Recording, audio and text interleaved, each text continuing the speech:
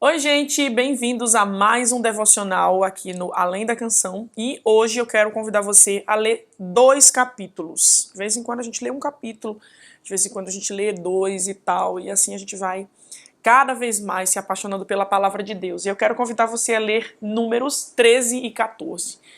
São textos muito importantes, um deles bastante conhecido, na verdade os dois. Mas enfim, faz uma leitura de 13 e 14 de Números e a gente volta para compartilhar um pouco mais da palavra de Deus.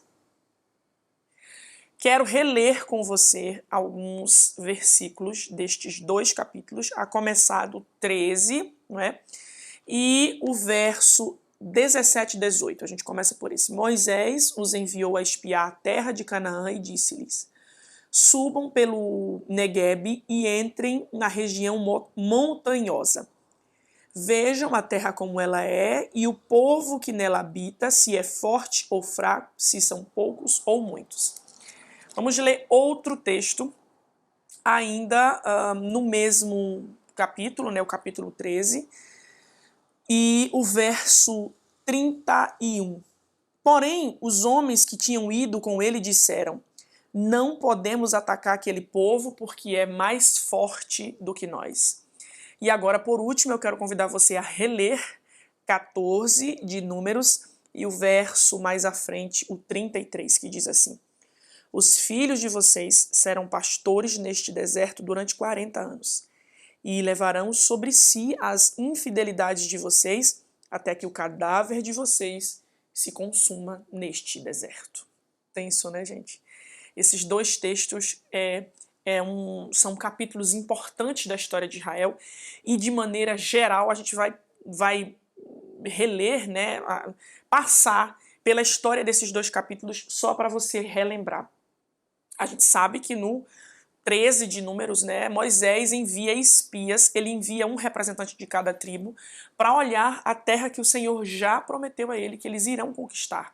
Mas, obviamente, que precisa de estratégia, precisa saber se o povo é fraco ou forte, quem é que mora lá, as armas que eles têm. E então Moisés envia 12 espias. E eles vão até lá e, de fato, começam a trazer e a narrar todas as coisas boas que tem lá, a terra é fértil, e falam sobre toda a novidade do campo e toda a beleza e prosperidade da terra, mas logo em seguida desanimam o povo, dizendo que eles não têm capacidade de vencer o povo de lá porque eles são muitos, porque eles são fortes, porque a cidade é muito poderosa, porque, enfim, eles em um minuto narram as coisas boas e no minuto seguinte eles desanimam o povo dizendo que não tem condições deles vencerem as pessoas que moram ali porque inclusive são filhos de gigantes, são homens altos, são homens fortes, e aí eles já começam até a mentir e a dizer que a comida que tem lá não é suficiente para todos, nem para os moradores de lá, quanto mais para todo o povo de Israel. Eles começam a enfeitar a história da melhor maneira que podem, e, enfim, tentam colocar no coração do povo medo, não é? Em seguida, ao terminar de ouvir toda a narração, né? Porque eles falam, a terra lá, o povo, as pessoas que moram lá devoram as pessoas, eles fazem de maneira que aterrorizem de fato o coração do povo de Israel. E aí já no capítulo 14, né, nós temos então um povo que reclama e reclama por ter saído do Egito, que era melhor não ter saído de lá, que era melhor, enfim, eles já estão mais uma vez, né, Israel infelizmente tem sempre essa postura de olhar para o Egito e de não ser grato por ter saído de lá daquele rei que oprimia eles e que os fez escravos por tantos anos. Enfim, eles falaram, era melhor que a gente tivesse ficado lá, vamos levantar um líder e voltar para o Egito. Eles se rebeliam de forma que inacreditável. Você começa lendo, né, você que leu, meu Deus, como o povo faz isso? Se Deus já prometeu a terra a eles, se eles têm um líder tão sábio e tão abençoado como Moisés, por que o medo se Deus está com ele? E é justamente aí que Josué entra, né? Por quê? Porque quando o povo começa a reclamar, eu acho muito forte essa cena em que Arão e Moisés se prostram em terra diante do povo. Eles estão tão desesperados com um nível de reclamação do povo de Israel que eles se prostram no chão, eles tipo assim se rendem, eles não têm nem o que dizer. Eu acho que eles estão exaustos. E é nessa hora que Josué levanta e fala, nós somos capazes de conquistar a terra, o Senhor já nos deu, parem de ter medo, parem de dificultar. Deus é conosco, nós somos perfeitamente capazes de conseguir conquistar aquela terra. Mas o que o povo faz, quando Josué levanta, Josué e Caleb, e tenta reanimar o povo, é querer apedrejar eles, é querer matar eles, não é? E eles não aceitam ali a opinião de Josué. E toda essa atitude do povo faz com que o coração de Deus se ire sobremaneira. E durante todo o texto, né, eu aconselho você a ler todo o Pentateuco, o tabernáculo já estava pronto e montado a essa altura, e a presença de Deus, né, a glória de Deus, ela desce sobre o tabernáculo. E a voz de Deus sai, e Deus está muito irado agora com o povo, querendo destruí-los. Deus diz, eu vou destruir vocês e vou fazer um povo mais forte e corajoso que vocês. Agora Deus quer destruir o povo com praga, quer aniquilar aquele povo que não acreditou na promessa de Deus. E agora Moisés e Arão intercedem pelo povo. Ele pede, Deus, o Senhor nos tirou do Egito. Tem muita gente que já sabe das grandes coisas que o Senhor fez. Se a gente não conseguir chegar na terra que o Senhor nos prometeu, as pessoas vão dizer assim, o Deus deles não conseguiu deixar eles, levar eles até a terra prometida. Então não faça isso, tenha de misericórdia. E é aqui, por isso que eu digo que esse capítulo é um capítulo muito importante, porque Deus atende a oração de Moisés e de Arão, e tem misericórdia do povo a ponto de não aniquilá-los ali naquele momento, exterminá-los da face da terra.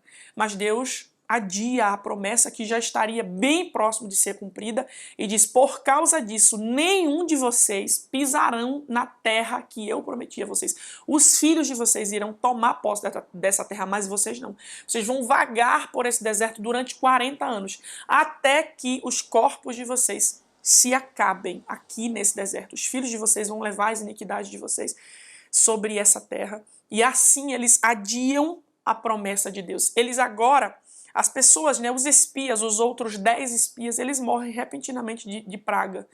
E no dia seguinte, nos dias posteriores, eles sabem, né, as pessoas que restaram ali, Israel viu o quanto Deus estava irado, o quanto Deus ficou irado, e para aplacar a ira de Deus, eles dizem, não, a gente vai enfrentar, a gente vai subir os montes, agora a gente sabe que Deus é com a gente vai. Moisés fala, não vão para o monte, Deus não está com vocês, ele já se irou com vocês. Aquilo que Deus queria fazer antes, que era entregar aquela terra na mão deles, eles querem fazer agora, sem a ordem de Deus, sem o direcionamento de Deus e nem de Moisés. Então eles sobem as montanhas e vão para enfrentar os cananeus e são exterminados. Todos eles que vão sem a ordem de Deus morrem ali. A gente lê esse texto e a gente fica tenso. Eu leio e tive essa sensação. E eu quero trazer lições desses textos que são densos em si, mas que são consequências de atitudes do povo de Israel e que muitas vezes eu e você também temos. Até onde a nossa visão realista das coisas não é incredulidade. Foi isso que aconteceu com o povo de Israel. Às vezes a gente é tão realista que a gente deixa a nossa fé de lado e deixa que o realismo tome conta do nosso coração, da nossa vida, da nossa mente, e a gente esquece o tamanho do poder de Deus. Não é que ser realista nos impeça de ter fé. Pelo contrário, a gente está vendo que é difícil, a gente está vendo que vai ser difícil, mas se Deus está conosco, nós venceremos. Se Deus é conosco, nós avançaremos. Então, que a gente tenha cuidado com esse olhar realista que a gente tem, porque nós somos pessoas que escolhemos crer no Senhor, ter fé nele. E muitas vezes a nossa incredulidade é porta para muitos outros sentimentos ruins e que desagradam ao Senhor. E é justamente sobre esse ponto a próxima reflexão. O primeiro sentimento que eles têm no coração é incredulidade. E a incredulidade abriu porta para o medo. Porque aí eles achavam que eles venceriam pela força deles. Nunca, em tempo e em momento algum, seria pela capacidade, pela força deles. Seria pela força de Deus. Mas eles desacreditaram do poder de Deus e logo tiveram medo no seu coração. O medo fez eles mentirem. Já inventaram histórias que a comida de lá não dava suficiente nem para o povo. Então, incredulidade, medo, mentira. E as mentiras agora fizeram eles olharem para o Egito, voltar para o Egito. E só o sentimento de querer voltar para o Egito gerou no coração deles o desejo de matar, apedrejar Josué e Caleb. Então veja como sentimentos ruins abrem portas para mais sentimentos ruins. Nós já falamos sobre isso aqui em outros devocionais. Nós temos que ter cuidado com os sentimentos que nós deixamos brotar no nosso coração, principalmente porque um sempre abre porta para o outro. Como já percebemos aqui, a incredulidade deles, estes sentimentos adiaram o cumprimento da promessa. Às vezes nós mesmos é quem estamos adiando aquilo que Deus tem para a nossa vida. A sensação que nós temos no capítulo 14 de Números é que eles já iriam conquistar a terra. Nos próximos dias, eles já iriam tomar posse da terra que Deus deu para eles. Mas agora, diante de uma sentença de um Deus irado, eles passam 40 anos vagando no deserto. Que o Senhor tenha de misericórdia de nós para que a gente não adie as promessas que o Senhor já nos fez e que Ele deseja cumprir no nosso coração. E por último, se pecarmos e entristecermos o Espírito Santo de Deus, porque eu vivo batendo nessa tecla aqui com vocês, nós não somos perfeitos. A gente tem sentimento ruim, a gente peca, a gente falha, a gente tem hora que tem a falta de fé, mas a gente tem que reconhecer isso, pedir do Espírito Santo para reconhecer isso o mais rápido possível e tentar corrigir. E não tentar aplacar a ira de Deus. Não, aceite a sentença de Deus, peça misericórdia e perdão a Deus, porque nós temos um Deus perdoador. Nós temos um Deus que é Pai e que nos ajuda.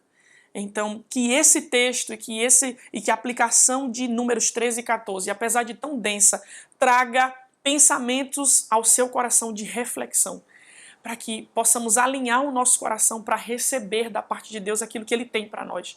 E que não nos falte fé, não nos falte obediência para desfrutarmos plenamente daquilo que o Senhor nos prometeu.